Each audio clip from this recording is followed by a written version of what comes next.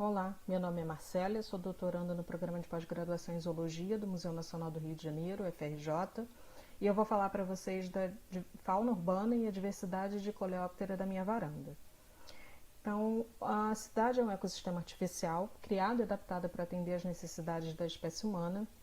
No entanto, o homem é forçado a dividir esses ambientes com muitos outros organismos, com grande destaque para os artrópodes. O ambiente urbano ele é tido como ecossistema sensu lato, mas é frequentemente ignorado por ecologistas e biólogos em geral. Porém, esse tipo de ambiente ele apresenta uma série de características e possibilidades que o tornam um atraente objeto de estudos. É um ambiente rico em espécies, principalmente insetos, que compõem um dos grupos mais bem-sucedidos e amplamente distribuídos de seres vivos, sendo encontrados nas mais diversas situações, condições e ambientes, o que inclui as áreas urbanas.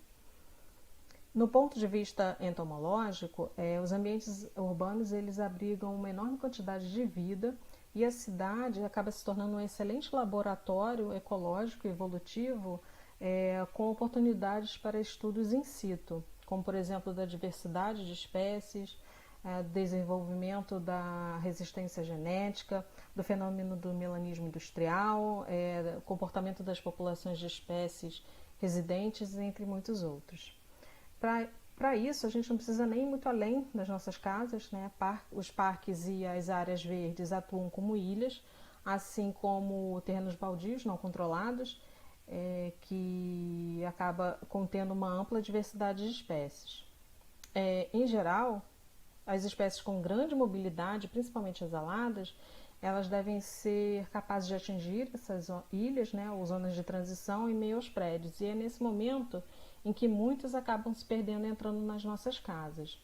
Então, o estudo de espécies urbanas pode revelar uma enorme riqueza de indivíduos, não só de ocorrência ainda não registrada, como também pode revelar espécies novas. Então, nesse sentido, o presente trabalho teve como objetivo registrar a diversidade de coleóptera encontrada na minha varanda, outro cômodo da minha residência, que fica no 8º andar desse prédio, no bairro da Piedade, Rio de Janeiro, durante o ano de 2020. As coletas foram totalmente esporádicas e não sistematizadas e todas durante o dia, conforme os animais apareciam, né, e eram avistados. Foi tirada fotografia deles e eles foram identificados ao menor nível taxonômico quando possível.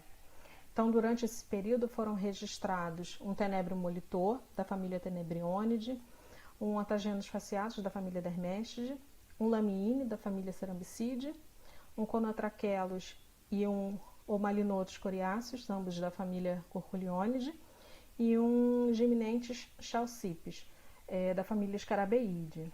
Então, apesar do bairro ser bastante antropizado pela urbanização, ainda assim ele acaba por propiciar certa diversidade, embora todas essas espécies sejam realmente encontradas em ambiente urbano.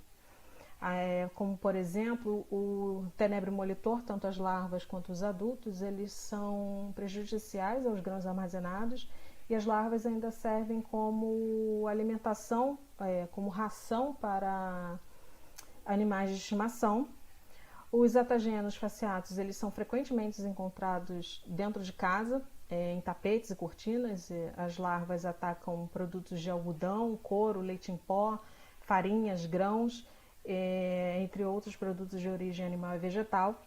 Os lamiines, tanto na fase larval quanto na fase adulta, costumam causar danos à madeira armazenada. Os conotrachelos são conhecidos como brocas do fruto. Os Homalinotus coriáceos são comuns em coqueiros, é uma praga limitante à espécie de coco no Brasil.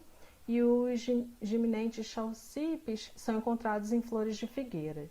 Então, contudo, é importante conhecer essa fauna, pois todas essas espécies elas são de interesse econômico.